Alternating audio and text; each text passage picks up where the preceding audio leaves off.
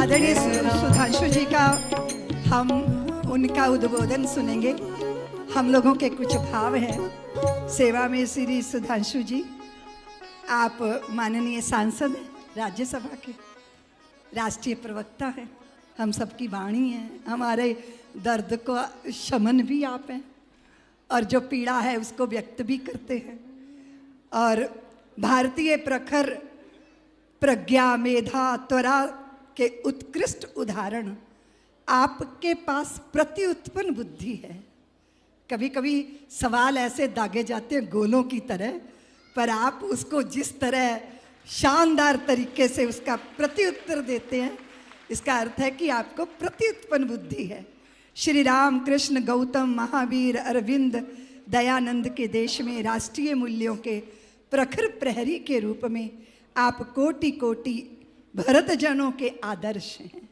यांत्रिकी इंजीनियरिंग में पीएचडी के साथ ही आपने भारतीय वेद, वेदांग, उपनिषद ग्रंथों, इतिहास तथा गुरुजनों की वाणी से अद्भुत ज्ञान अर्जन किया। आप सबसे कम आयु में आपने जो प्राप्त किया और जो राष्ट्रवादी विचारों के साथ भाजपा के प्रवक्ता होकर सनातन के प्रहरी एवं अतीत के गौरवशाली पृष्ठों के प्रकटकर्ता तथा अपनी स्पष्टवादिता के लिए आप सुविख्यात हैं।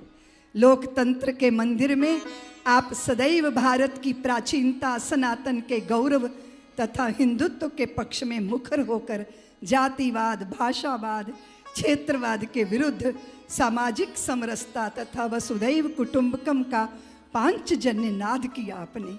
आप सरल, सहज, सौम्य तथा सनातनी आभा के धनी हैं। आप पर सदैव शिव की कृपा, श्री वृंदावन बिहारी नारायण की करुणा तथा सर्वमंगला माँ का अनुग्रह बना रहे। आप अपनी ओजस्विता, तेजस्विता से भारत माता का मान बढ़ाते रहें। इस मेरे बच्चों ने चाहा कि दीदी माँ, आपको ये पता है कि आप 60 की हो गई, पर हमें दुनिया को बताना है कि आप 60 आ गई, इसलिए हम एक कार्यक्रम करेंगे, लेकिन उस कार्यक्रम में सुधांशु जी चाहिए। तो हमने कहा आप निमंत्रण दो, वे जरूर व्यस्ततम समय में से समय निकाल कर आएंगे। आप आए हैं, हम आपका स्वागत करते हैं और आपका अभिनंदन करके सारा वात्सल्य परिवार आनंदित हो रहा है। आपकी तालियों में जोश होना चाहिए। बहुत बहुत आशीर्वाद। अभी मैं आपको माइक समर्पित करती हूँ। अपनी वाणी का प्रसाद दीजिए सबको।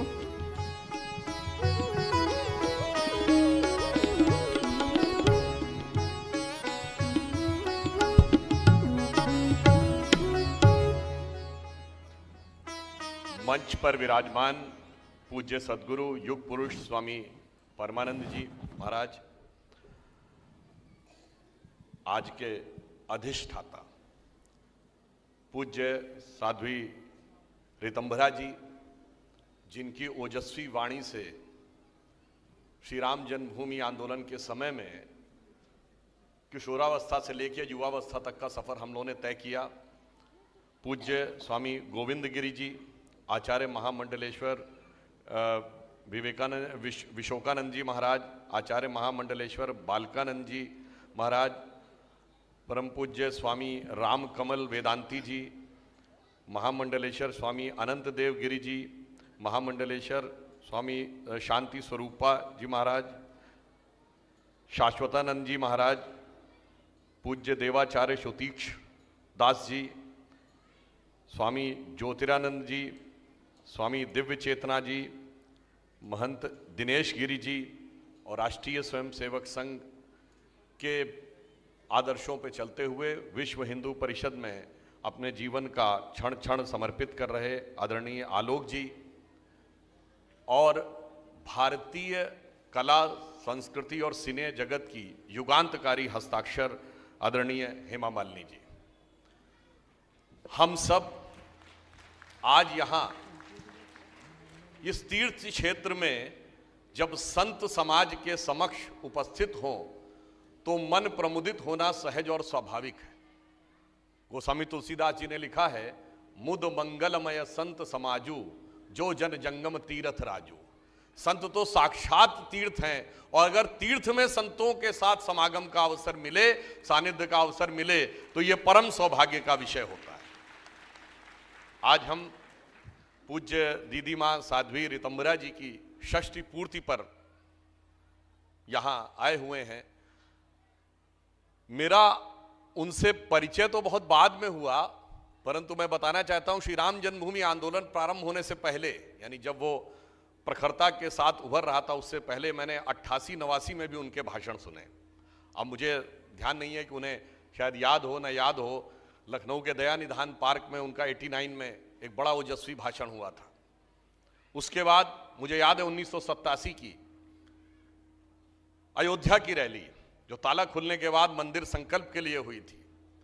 और अभी आपका मैंने एक टीवी चैनल के ऊपर इंटरव्यू देखा, जिसमें कि आपने वही पंक्ति दोहराई थी जो हम लोगों के उस समय मन में एकदम प्रतिध्वनित हो रही थी कि जन जन के मन में राम रमे और प्राण प्राण में सीता है, हर हृदय की धड़कन रामायण पग पग पर बनी पुनीता है। यदि राम नहीं है श्वासों में तो प्राणों का घट रीता है। इसलिए नरनाहर श्री पुरुषोत्तम का हम मंदिर भव्य बनाएंगे, सौगंध राम की खाते हैं हम मंदिर भव्य बनाएंगे। मुझे याद है अप्रैल 1991 की दिल्ली की रैली, इतना प्रचंड जन समुदाय था, मैं भी उसमें गया था। आप ये समझिए मंच तक नहीं पहुंच पाए थे।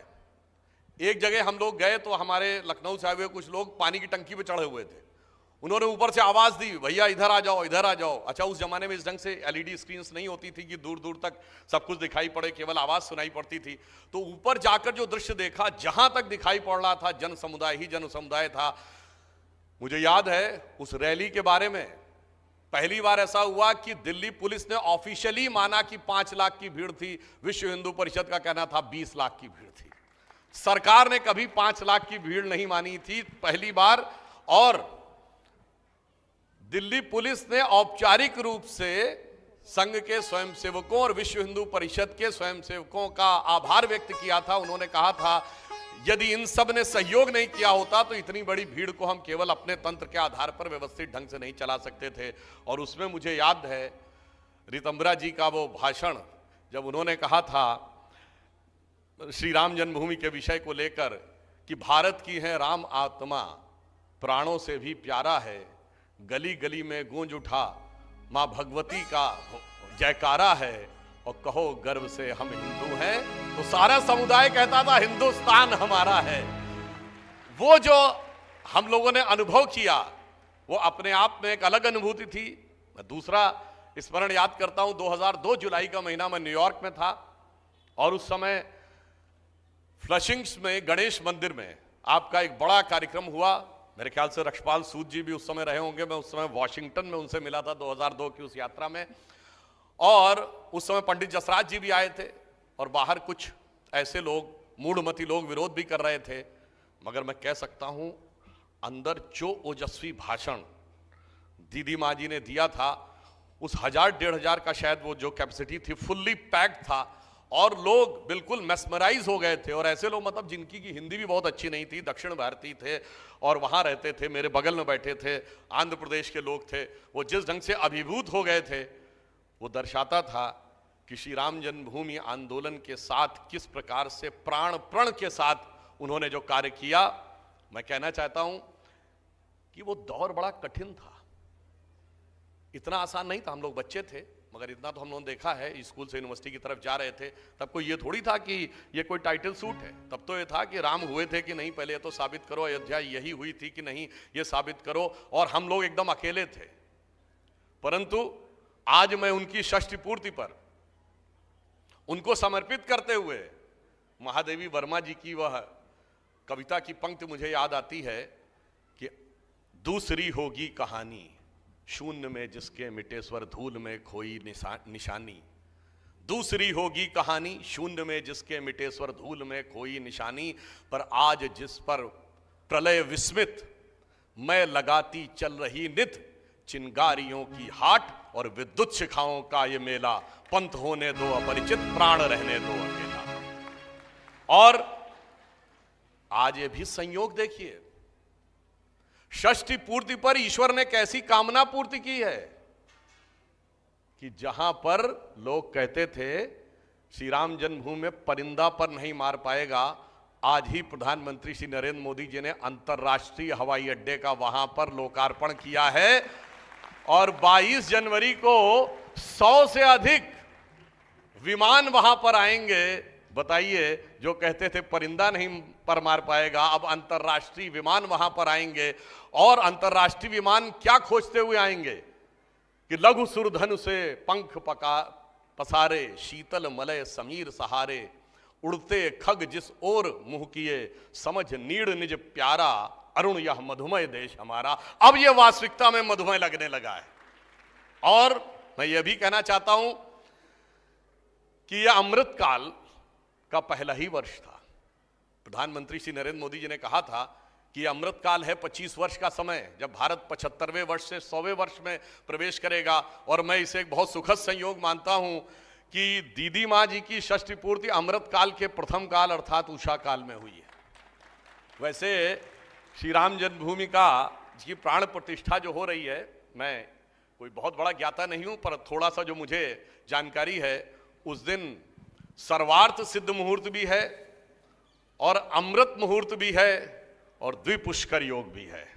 और द्विपुष्कर योग में कहा जाता है कि दोहरा लाभ मिलता है, तो एक लाभ तो मिल ही गया है और आगे जो इच्छा करी हो मन माही, हरि प्रताप कुछ दुर्लभ नहीं। हो सकता है अन्य भी कई इच्छाओं की पूर्ति इनके द्वारा होनी हो। यहाँ मैं फिर एक और बात याद दिलाना चाहता हूँ कि इस समय जो परिवर्तन देश में हुआ, ये सिर्फ संयोग नहीं, ये देवयोग भी होता था।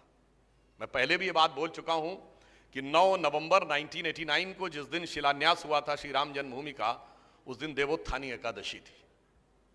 30 अक्टूबर 1990 को जिस दिन अयोध्या में गोलियां चली थीं, परिंदा नहीं पर मार पाएगा वाला, फिर 2 नवंबर को गोलियां चली थी। 30 अक्टूबर 1990 को भी देवोत्थानी एकादशी थी। और इसे संयोग मानिए या दैव योग मानिए कि 9 नवंबर 2019 को जिस दिन सर्वोच्च न्यायालय का जजमेंट आया, उस दिन भी 8 और 9 नवंबर को देवोत्थानी एकादशी थी। अब मानो तो मैं गंगा मां हूं, ना मानो तो बहता पानी, परंतु जो समझ सकता है उसे समझना चाहिए कि यह दैव योग क्या था। मैं यह भी कहना चाहता हूं कि बहुत से लोग हम लोगों से टीवी डिबेट में बहुत बोलते थे कि भाजपा वाले आ गए, कहते हैं रामलला हम आएंगे, मंदिर वहीं बनाएंगे, पर तारीख नहीं बताएंगे। साहब, राम मंदिर कोई इमारत नहीं था और इसकी तारीख कोई डेट नहीं थी। यह काल चक्र की गति थी, भारत के काल चक्र की गति। बस यूं समझिए, जो बात मैंने अभी कुछ दिन पहले कही थी उसको यहां पर पुनः रिपीट करता हूं। जब तथाकथित बाबरी ढांचा था तो भारत का फॉरेन एक्सचेंज रिजर्व 1 बिलियन के नीचे था। अर्थव्यवस्था ध्वस्त हो गई थी, सोना गिरवी रखना पड़ा था। अप्रैल 1991 दो बार रुपए का अवमूल्यन हुआ था, जुलाई और अगस्त 1991। और उसी समय विवादित ढांचा भी टूटा था और अर्थव्यवस्था का पुराना नेहरूवियन मॉडल भी ध्वस्त हुआ था। अर्थव्यवस्था ने भी नया आकार लिया था, श्री राम जन्मभूमि ने भी नया आकार लिया था और देश और समाज ने भी नया आकार लिया था। और उसके बाद अगला बड़ा चरण आया जब 2003 में रडार मैपिंग हुई और खुदाई हुई और उसमें खंभे निकल आए, जहां से सिद्ध हो गया कि नीचे मंदिर है। उस समय भारत का फॉरेन एक्सचेंज रिजर्व 100 बिलियन पहुंचा था। 2003-4 में हम करंट अकाउंट